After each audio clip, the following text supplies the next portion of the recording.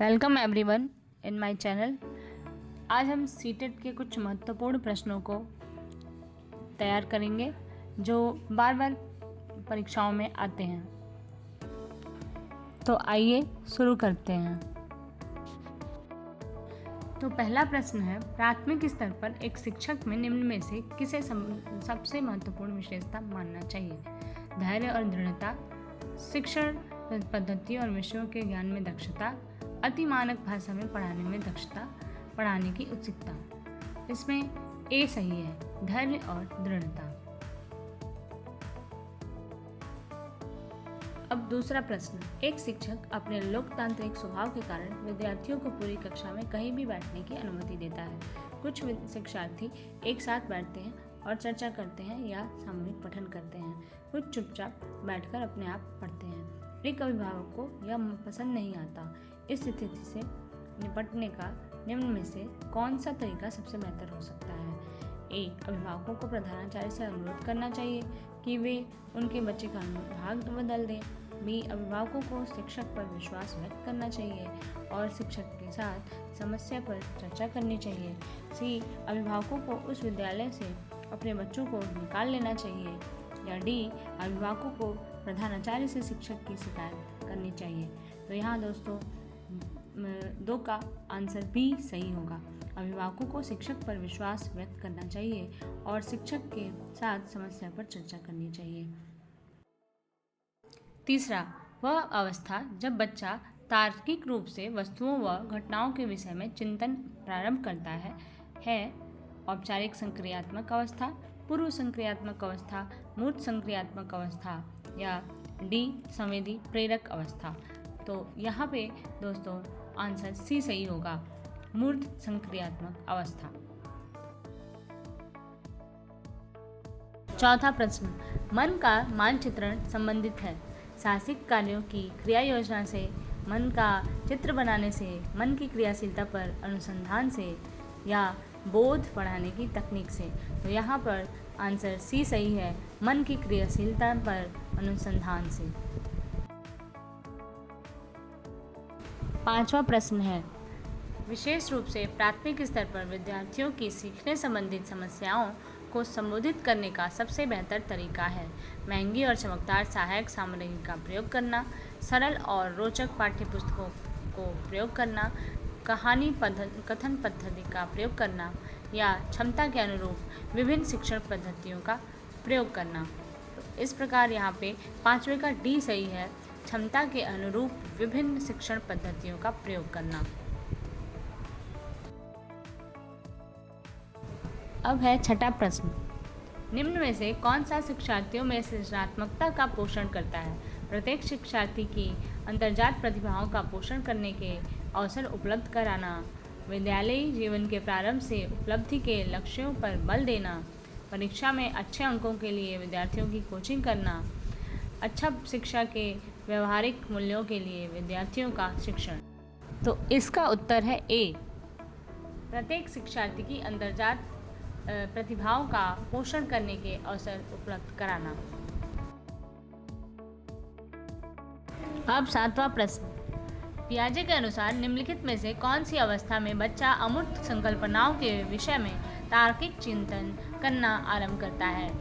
ए, और औपचारिक संक्रियात्मक अवस्था 12 वर्ष एवं ऊपर उससे, और संवेदी प्रेरक अवस्था जन्म से 2 वर्ष तक, पूर्व संक्रियात्मक अवस्था 2 से 7 वर्ष तक, मूर्त संक्रियात्मक अवस्था 7 से 11 वर्ष तक। तो यहाँ आंसर ए सही है, औपचारिक संक्रियात्मक अवस्था 12 वर्ष एवं उससे ऊपर।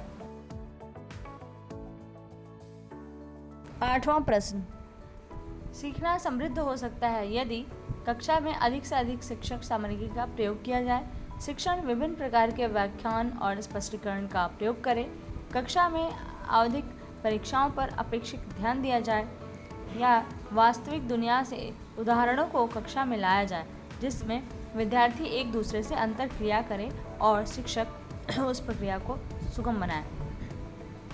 तो यहाँ पे आंसर 8 का डी सही है, वास्तविक दुनिया से उदाहरणों को कक्षा में लाया जाए जिसमें विद्यार्थी एक दूसरे से अंतर्क्रिया करें और शिक्षक उस प्रक्रिया को सुगम बनाए।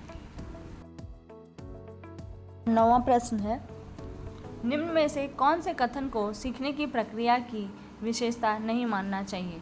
सीखना एक व्यापक प्रक्रिया है। सीखना लक्ष्योन्मुखी होता है। अन्य अधिगमक भी सीखने की प्रक्रिया है। शैक्षिक संस्थान ही एकमात्र स्थान है जहां अधिगम प्राप्त होता है। तो यहाँ पे ऑप्शन डी सही है। शैक्षिक संस्थान ही एकमात्र स्थान है जहां अधिगम प्राप्त होता है। तो 10वां प्रश्न है, 5वीं कक्षा के दृष्टिबाधित विद्यार्थी ए के माता पिता और मित्रों द्वारा उसे दैनिक कार्यों को करने में सहायता की जानी चाहिए। बी के साथ कक्षा में सामान्य रूप से व्यवहार किया जाना चाहिए और श्रव्य सीडी के माध्यम से सहायता उपलब्ध कराई जानी चाहिए। सी के साथ कक्षा में विशेष व्यवहार किया जाना चाहिए। चाहे डी को निचले स्तर के कार्य करने की छूट मिलनी चाहिए। तो यहाँ पर आंसर बी सही है। विद्यार्थी के साथ कक्षा में सामान्य रूप से व्यवहार किया जाना चाहिए और श्रव्य सीडी के माध्यम से सहायता उपलब्ध कराई जानी चाहिए। 11वां प्रश्न है, निम्न में से कौन सा बच्चे की सामाजिक मनोवैज्ञानिक आवश्यकताओं के साथ संबद्ध नहीं है? संवेगात्मक सुरक्षा की आवश्यकता, शरीर में अपशिष्ट पदार्थों का नियमित रूप से बाहर निकलना, सानिध्य या संगति की आवश्यकता, और डी है सामाजिक अनुमोदन अथवा सराहना की आवश्यकता।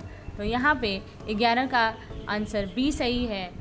शरीर में अपशिष्ट पदार्थों का नियमित रूप से बाहर निकलना।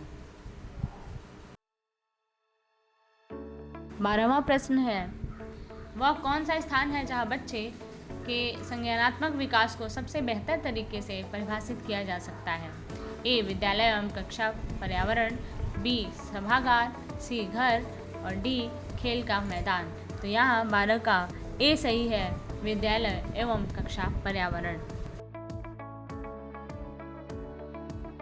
13वां प्रश्न है, डैश को एक अभिप्रेरित शिक्षण का संकेतक माना जाता है?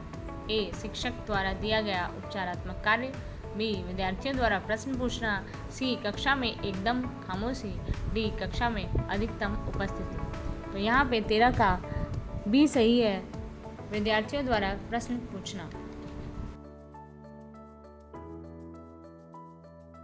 14वां प्रश्न है, निम्न में से कौन सा बुद्धिमान बच्चे का लक्षण नहीं है? वह जो प्रवाहपूर्ण एवं उचित तरीके से संप्रेषण करने की क्षमता रखता है, वह जो अमूर्त रूप से सोचता रहता है, वह जो नए परिवेश में स्वयं को समायोजित कर सकता है, वह जो लंबे निबंधों को बहुत जल्दी रटने की क्षमता रखता है। तो यहाँ पे दोस्तों 14वें का डी सही है, वह जो लंबे निबंधों को बहुत जल्दी रटने की क्षमता रखता है। 15वां प्रश्न है, बच्चे दुनिया के बारे में अपनी समझ का सृजन करते हैं, इसका श्रेय डैश को जाता है? पावलोव, कोहलबर्ग, स्किनर, पियाजे। यहाँ 15 का डी सही है, पियाजे। 16वां प्रश्न है, कृतिका अक्सर घर में ज़्यादा बात नहीं करती, लेकिन विद्यालय में वो काफ़ी बात करती है। यह दर्शाता है कि शिक्षकों की मांग होती है कि बच्चे विद्यालय में खूब बात करें, या बी कृतिका को अपना घर बिल्कुल पसंद नहीं है, सी उसके विचारों को विद्यालय में मान्यता मिलती है, या डी विद्यालय हर समय बच्चों को खूब बात करने का अवसर देता है। यहाँ आंसर सी सही है, उसके विचारों को विद्यालय में मान्यता मिलती है। 17वां प्रश्न है, एक शिक्षक को अपने विद्यार्थियों की क्षमताओं को समझने का प्रयास करना चाहिए। निम्नलिखित में से कौन सा क्षेत्र इस उद्देश्य के साथ संबद्ध है? सामाजिक दर्शन, मीडिया मनोविज्ञान, शिक्षा मनोविज्ञान, या शिक्षा समाजशास्त्र। तो यहाँ पे दोस्तों आंसर सी सही है, शिक्षा मनोविज्ञान। 18वां प्रश्न है, सीखने की प्रक्रिया में अभिप्रेरणा पिछले सीखे हुए को नए अधिगम से अलग करती है, शिक्षार्थियों को एक दिशा में सोचने के योग्य बनाती है, शिक्षार्थियों में सीखने के प्रति रुचि का विकास करती है, या शिक्षार्थियों की स्मरण शक्ति को पैना बनाती है। तो यहाँ 18वें का सी सही है, शिक्षार्थियों में सीखने के प्रति रुचि का विकास करती है। 19वां प्रश्न है, शिक्षा के क्षेत्र में पाठ्यचर्या शब्दावली डैश की ओर संकेत करती है। विद्यालय का संपूर्ण कार्यक्रम जिसमें विद्यार्थी प्रतिदिन अनुभव प्राप्त करते हैं। बी, मूल्यांकन प्रक्रिया। सी, कक्षा में प्रयुक्त की जाने वाली पाठ्य सामग्री। डी, शिक्षण पद्धति एवं पढ़ाई जाने वाली विषय वस्तु। तो यहाँ पे 19 का आंसर ए सही है। विद्यालय का संपूर्ण कार्यक्रम जिसमें विद्यार्थी प्रतिदिन अनुभव प्राप्त करते हैं। 20वां प्रश्न है, निचली कक्षाओं में शिक्षण की खेल पद्धति मूल रूप से आधारित है। शिक्षण पद्धति के सिद्धांतों पर, विकास एवं वृद्धि के मनोवैज्ञानिक सिद्धांतों पर, शिक्षण के समाजशास्त्रीय सिद्धांतों पर, या डी, शिक्षण शारीरिक शिक्षा कार्यक्रमों के सिद्धांत पर। तो यहाँ 20वें का बी सही है, विकास एवं वृद्धि के मनोवैज्ञानिक सिद्धांतों पर।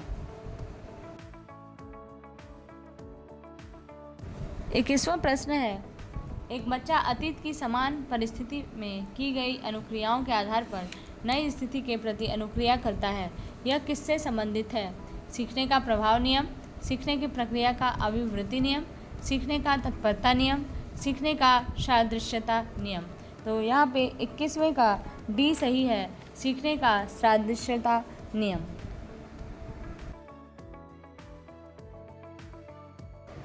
22वां प्रश्न है, प्रतिभाशाली होने का संकेत नहीं है। ए, दूसरों के साथ झगड़ना। बी, अभिव्यक्ति में नवीनता। सी, जिज्ञासा। डी, सृजनात्मक विचार। तो यहाँ 22वें का ए सही है, दूसरों के साथ झगड़ना। 23वां प्रश्न है, विशेष आवश्यकता वाले बच्चों को शिक्षा उपलब्ध कराई जानी चाहिए। ए, विशेष विद्यालयों में विशेष बच्चों के लिए विकसित पद्धतियों द्वारा। बी, विशेष विद्यालयों में। सी, विशेष विद्यालयों में शिक्षकों द्वारा। डी, अन्य सामान्य बच्चों के साथ। तो यहाँ पे 23वें का आंसर डी सही है, अन्य सामान्य बच्चों के साथ। 24वां प्रश्न है, आकलन को उपयोगी और रोचक प्रक्रिया बनाने के लिए डैश के प्रति संचेत होना चाहिए। ए, विद्यार्थियों को बुद्धिमान या औसत शिक्षार्थी की उपाधि देना।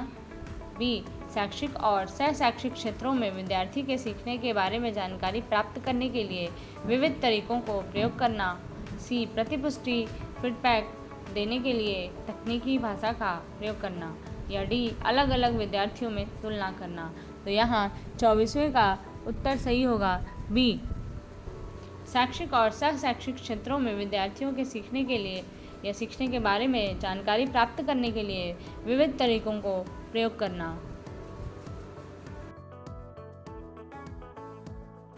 25वां प्रश्न है, डिस्लेक्सिया किससे संबंधित है?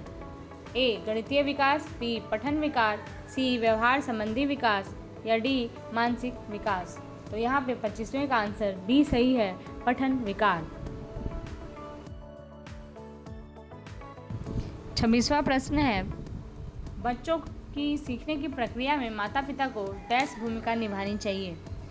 अग्रोन्मुखी, सहानुभूतिपूर्ण, तटस्थ या नकारात्मक। 26वें का यहाँ पे आंसर ए सही है, अग्रोन्मुखी।